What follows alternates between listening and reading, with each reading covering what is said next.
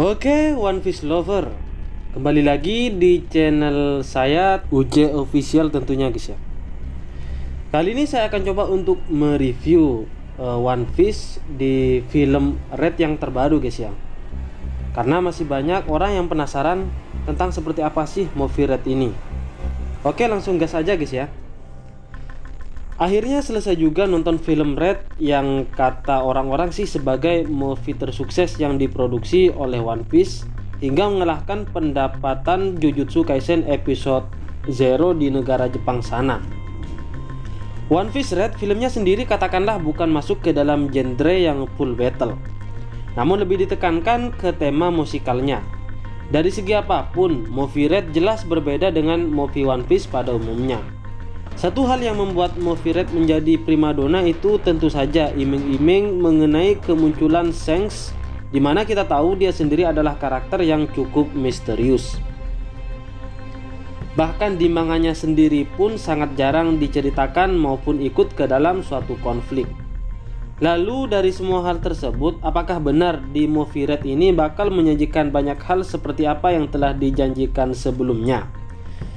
Oke, daripada lama-lama, berikut ini adalah review singkat dari experience ketika saya nonton One Piece Red di bioskop yang kurangkai jadi 4 tahapan guys ya. Yang pertama yaitu terkait story. Satu hal yang bisa aku katakan yaitu story yang berada di dalam movie Red itu kisaran medium. Tidak jelek namun kurang seru. Ceritanya sendiri dikemas bersama dengan genre musikal yang ditawarkan. Konflik yang begitu mendadak, penjelasan plot yang kurang dan terkesan monoton, membuat nilai dari story di movie Red menurut saya agak kurang bila dibandingkan dengan movie-movie sebelumnya. Seperti halnya pada adegan di saat Uta memerintahkan Luffy untuk berhenti menjadi bajak laut. Menurut saya tindakannya terlalu mendadak karena tidak diselingi adegan tersendiri di belakang. Langsung ditumpuk saja jadi satu pada suatu adegan di awal.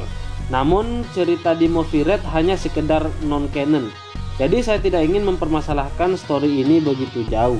Intinya kalau kalian lebih suka story yang pendek dan to the point, saya rasa movie Red ini akan sangat cocok buat kalian guys ya. Yang kedua yaitu terkait dengan karakter. Sedari awal pada saat review videonya dirilis, kita jelas sudah mengetahui bahwa movie Red bakal kedatangan banyak sekali karakter dari segala afiliasi, baik Cyber Full Zero, Angkatan Laut, Bajak Laut maupun juga Yonko. Bahkan karakter lawas layaknya Khalifa, Bruno, Broly hingga Oven pun juga turut ditampilkan menjadi pemeran yang di movie Red ini. Namun yang saya bingungkan, pemeran utama di movie Red ini tidak begitu jelas. Orang-orang belum melihat movie-nya langsung pasti akan berkata bahwa jelas Luffy yang tentunya bakal menjadi karakter utama di dalam cerita utama. Sayangnya di pandangan saya sendiri, Luffy di movie Red itu seperti hanya memiliki tugas layaknya pemeran tambahan saja. Kalau ditanya siapakah pemeran utama di movie Red, bagi saya malah lebih condong ke Uta, karena sedari awal movie Red itu dirilis memang khusus dedikasikan kepada dirinya. Selain itu, alasan utama mengapa banyak karakter yang dihadirkan di dalam movie Red itu kembali lagi ke masalah main story-nya. Ya, karakter yang muncul di dalam movie Red itu tidak serta-merta hanya karena ingin numpang eksis saja, namun ada tujuannya juga.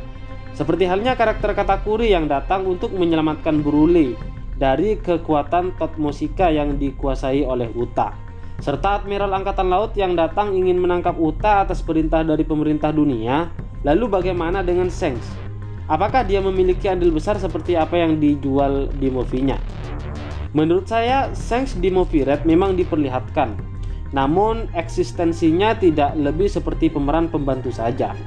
Alasan Shanks datang ke Pulau Elegia hanya sekedar untuk menyelamatkan Uta dan mengalahkan iblis kuno yang merasukinya.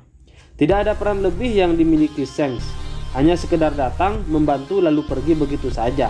Bahkan tidak ada informasi penting apapun yang disampaikan oleh Shanks di movie Red. Apa yang bisa kita saksikan hanyalah tentang kekuatan pedangnya dan haki saja. Jadi bila mana movie Red disebut merupakan film mengenai Shanks, itu agak salah.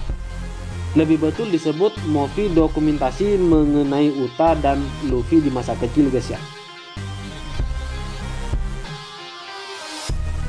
Tahapan selanjutnya yaitu mengenai lagu. Tidak usah saya sebutkan pun mestinya sudah banyak yang mengetahui bila mana Movie Red memang adalah movie dengan genre musikal yang langsung disupport oleh penyanyi ternama, yaitu Ado. Total ada 5 lagu yang dinyanyikan oleh Ado lewat karakter Uta di Movie Red. Diawali dengan New Genesis, lalu Black Light, Tot Musica, dan The World Continuation. Terus diakhiri lagu Where the Wind Blows sebagai penutup cerita serta movie-nya. Pendapat saya pribadi, lagunya memang semuanya enak. Betul, tidak ada yang mengecewakan. Racikan beat dan lagu yang ditampilkan di movie-nya benar-benar memanjakan telinga. Tidak ada lagi yang perlu dikomentari. Intinya semua lagu yang dinyanyikan oleh Ado lewat karakter Uta di Movie Red itu semuanya sempurna. Dosa kalau saya bohong guys ya. Namun di sini saya sedikit sedih karena ada beberapa tracklist yang tidak dirilis secara official. Sepertinya halnya lagu Where the Wind Blows versi akustik yang dinyanyikan oleh Uta di saat dia ingin menyelamatkan kru Luffy dari pengaruh Tot Musica. Bagi pecinta akustik ini bakal menjadi kekurangannya karena hanya bisa didengarkan di saat melihat movie-nya saja. Selain itu sudah perfect guys ya. Selanjutnya yaitu mengenai battle. Dari saya pribadi, adegan battle di Movie Red mau dibilang jelek juga tidak buruk-buruk amat. Tapi kalau dibilang bagus juga tidak bagus-bagus juga guys ya. Bisa dibilang battle di Movie Red lebih ke arah nakama power. Karena satu musuh di sini harus dilawan menggunakan banyak orang. Sama seperti yang ada di movie Stampede dulu. Tidak ada yang namanya satu karakter satu musuh. Semua karakter di Movie Red itu bekerja sama dan saling membantu demi bisa mengalahkan satu musuh.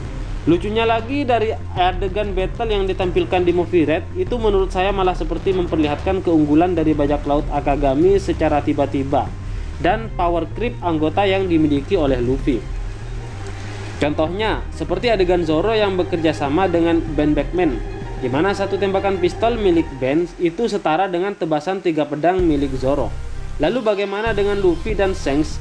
Ya, seperti spoiler yang dulu pernah tersebar di mana Luffy di Movie Red memang mengeluarkan Gear 5 bentuk Nika.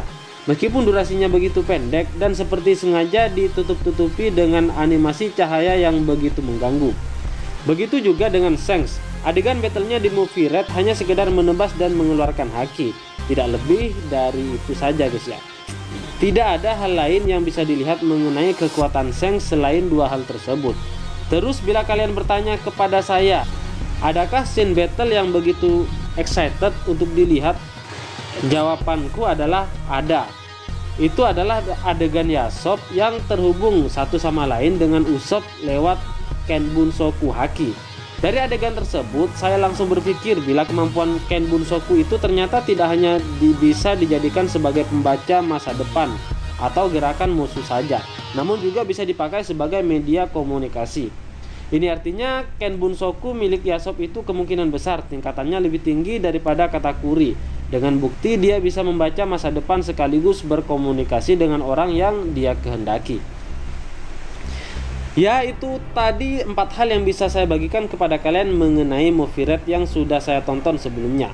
Bila kalian bertanya apakah Movie Red layak untuk ditonton, jawaban saya masih layak guys ya.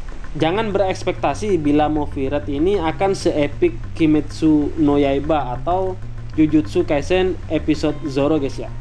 Meskipun Jujutsu kalah dalam hal pendapatan, namun dalam segi action masih unggul Jujutsu kemana-mana. Intinya kembali ke selera masing-masing.